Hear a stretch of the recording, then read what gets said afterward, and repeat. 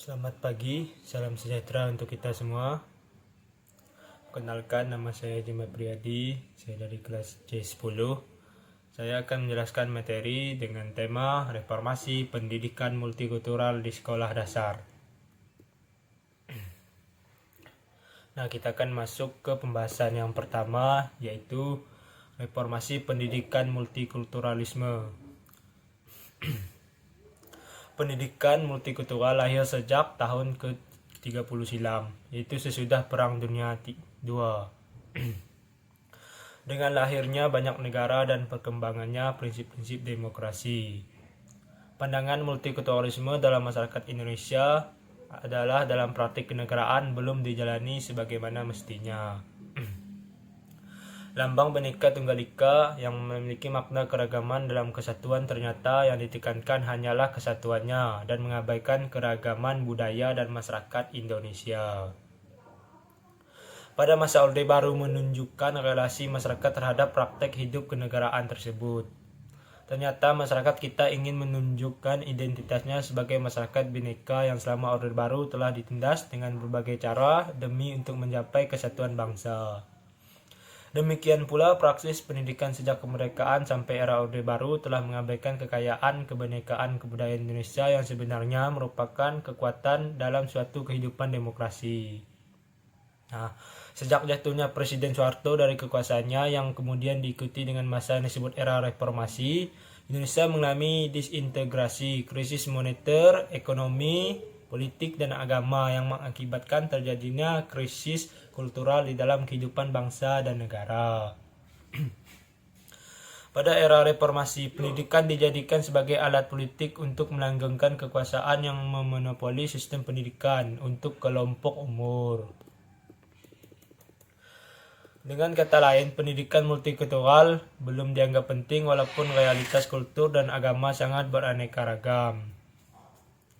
Nah, era reformasi ini membawa angin demokrasi sehingga menghidupkan kembali wacana pendidikan multikultural sebagai kekuatan dari bangsa Indonesia.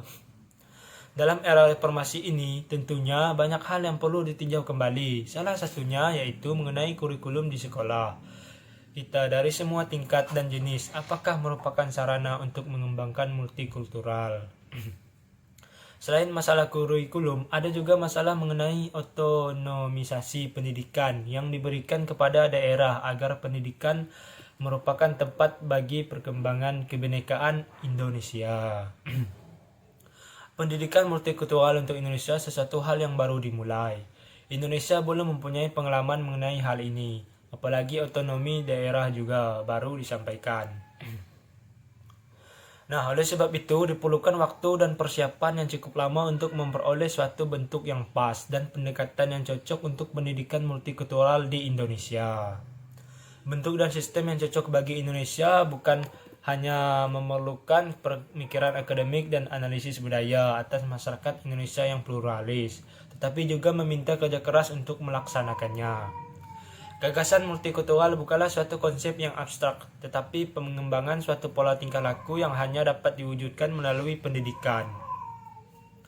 Selain itu, multikultural tidak berhenti pada pengakuan akan identitas yang suatu kelompok masyarakat atau suatu suku, tetapi juga ditunjukkan kepada terwujudnya integrasi nasional melalui budaya yang beragam. Pendidikan multikultural mengakui adanya keragaman agama, etnik, dan budaya masyarakat suatu bangsa, sebagaimana dikatakan R. Stephen Hagen. Kelompok minoritas baik secara agama, bahasa, maupun etnis, bagaimana juga penduduk pribumi dan belum beradab, sering tersubordinasi yang kadang-kadang secara kuat dan buas melawan kehendak mereka terhadap kehendaknya dan masyarakat dominan. Sementara banyak orang harus mengesampingkan budaya mereka, bahasa mereka, agama dan tradisi mereka, dan harus menyesuaikan diri dengan aturan yang asing dan kebiasaan sistem sebagai hasil konsilisasi dan reproduksi institusi nasional. Termasuk di dalamnya adalah pendidikan sistem hukum. Konsep pendidikan multikultural di negara-negara menganut konsep demokrasis seperti Amerika Serikat dan Kanada bukanlah satu hal baru lagi. Mereka telah melaksanakannya terkhusus dalam upaya melenyapkan diskriminasi rasial antara orang kulit putih dan kulit hitam, serta bertujuan untuk memelihara integritas nasional. Nah, kita masuk ke pembahasan berikutnya, yaitu bentuk pengembangan pendidikan multikultural di Indonesia. Bentuk pengembangan pendidikan dalam pendidikan multikultural di setiap negara dapat berbeda-beda dengan permasalahan yang dihadapi oleh masing-masing setiap negara. Nah, di bawah ini ada pengembangan pendidikan multikultural di Indonesia. Dapat berbentuk yang pertama itu penambahan materi multikultural.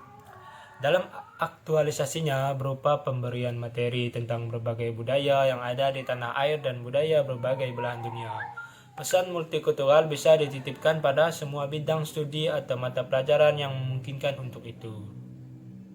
Nah, yang kedua itu berbentuk bidang studi atau mata pelajaran yang berdiri sendiri. Sekarang sudah ada perintisan yang dilakukan dalam bentuk satu mata pelajaran atau bidang studi yang berdiri sendiri. Hal ini dimaksudkan agar pendidikan multikultural sebagai ide, gerakan, informasi, dan proses tidak dilakukan sambil, lalu, dan seingatnya, namun benar-benar direncanakan secara sistematis.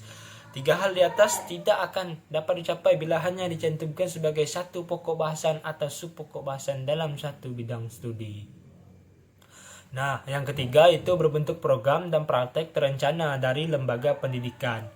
Nah, pendidikan multikultural berkaitan dengan tuntutan, kebutuhan, dan aspirasi dari kelompok yang berbeda. Nah, konsekuensinya pendidikan multikultural tidak dapat diidentifikasi sebagai praktek aktual satu bidang studi atau program pendidikan saja. Lebih dari itu, pendidikan yang mempraktekkan makna pendidikan multikultural dan menggambarkan berbagai program dan praktek yang berkaitan dengan persamaan pendidikan, perempuan, kelompok etnis, minoritas bahasa, kelompok berpenghasilan rendah, dan orang-orang yang tidak mampu. Nah, yang keempat itu pada wilayah kerja sekolah. Pendidikan multikultural mungkin berarti suatu kurikulum yang berhubungan dengan pengalaman kelompok etnis, suatu program yang mencakup pengembangan multikultural. Nah, yang kelima itu gerakan persamaan. Nah, gerakan persamaan ini lebih dilihat sebagai kegiatannya nyata daripada sekedar dibicarakan dalam forum-forum ilmiah. Nah, yang keenam itu proses. Sebagai proses, maka tujuan pendidikan multikultural yang berasal keadilan sosial, kebersamaan, demokrasi, toleransi, dan penghormatan hak asasi manusia tidak mudah tercapai. Maka perlu proses panjang dan berkelanjutan, perlu ada pembudayaan di segenap sektor kehidupan. Nah, kita masuk ke asas-asas dalam pendidikan multikultural di Indonesia. James Banks dikenal sebagai perintis pendidikan multikultural, menekankan pentingnya mengajari mahasiswa bagaimana cara mereka berpikir, bukan sekedar apa yang mereka pikirkan. Mahasiswa harus diajari untuk berpikir dalam memahami semua tipe pengetahuan. Menurut Banks, mahasiswa harus diinstruksikan agar mereka hidup dalam kemampuan untuk mencipta, memiliki kreasi melalui interpretasi tidak saja tentang sejarah masa lalu, melainkan lebih penting adalah bagaimana sejarah itu terjadi. Nah, di Indonesia ini ada beberapa asas atau cirinya. Asas-asas itu yaitu yang pertama, asas wawasan nasional atau kebangsaan. Asas ini menekankan pada konsep konesionalan atau kebangsaan. Asas didasarkan kepemilikan bersama yang menjadi ciri budaya bangsa. Pancasila yang menjadi kepribadian bangsa merupakan kristalisasi nilai budaya bangsa yang menjadi ciri untuk Indonesia yang berbeda dengan bangsa lain. Batik, wayang, musik keroncong, pencaksilat, kesenian suku Asmat yang dikenal dan diterima di segenap wilayah negara ini sudah menjadi ikon nasional dan ikon bangsa. Asas Bhinneka Tunggal Ika atau perbedaan dalam persatuan. Konsep ini menekankan keragaman dalam budaya yang menyatu dalam wilayah negara kita. Keragaman dalam jenis tarian, pakaian, makanan, bentuk rumah, dan sebagainya menjadikan Indonesia dikenal memiliki kekayaan kebudayaan yang menjadi mosaik budaya. Asas Kesederajatan.